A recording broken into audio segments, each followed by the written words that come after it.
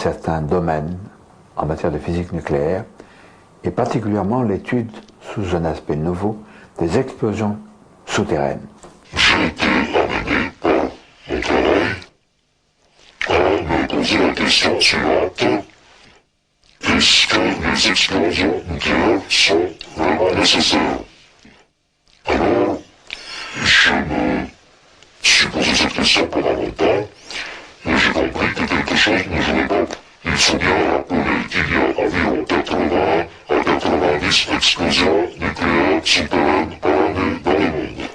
Dans un site expérimental d'explosion souterraine se crée autour du site de l'explosion une circulation de particules électromagnétiques, ces boules électromagnétiques ainsi entretenues dévient le géomagnétisme naturel de surface de la Terre qui lui génère les ondes de haute évacuation.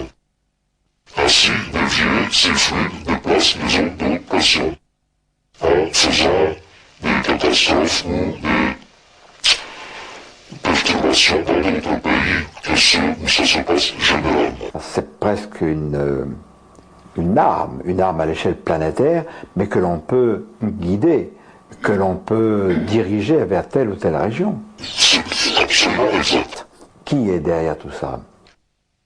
Nous avons longtemps cherché qui pourrait éventuellement être assez puissant pour influencer un lobby nucléaire aussi important et puissant. Nous avons découvert, c'est une chose très délicate à révéler, il doit y avoir au sommet de la pyramide une société secrète qui existe depuis la nuit des temps et qui est le grand ordre mystique du Nord. Cet ordre mystique semble être en contact avec des entités supérieures, des sortes de puissances invisibles, éventuellement relayées par des extraterrestres.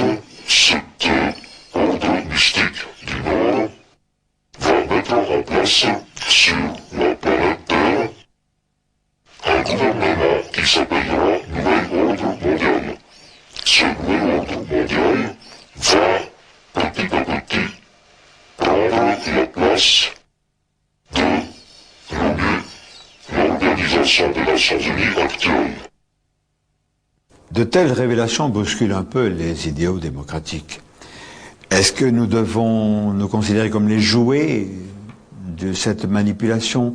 Est-ce qu'il n'y a rien à faire? Est-ce que nous devons tout accepter? Je crois que non.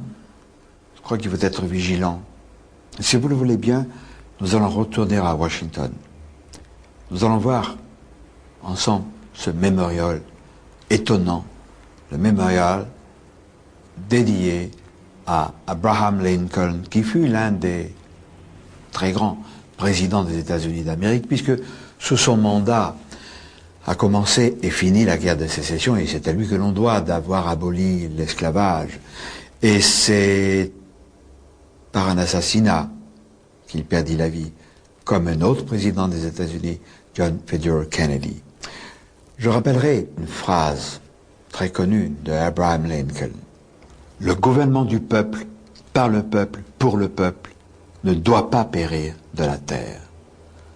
Alors est-ce que c'est, on va dire que je rêve, est-ce que c'est un signe que nous devons entendre comme ayant été jeté sur notre ligne de temps par un illustre personnage qui n'était pas lui-même au courant de toutes ces choses mystérieuses, de ces complots, de ces contacts avec des êtres, mais il est bien question d'un gouvernement du peuple, par le peuple, pour le peuple, qui ne doit pas périr.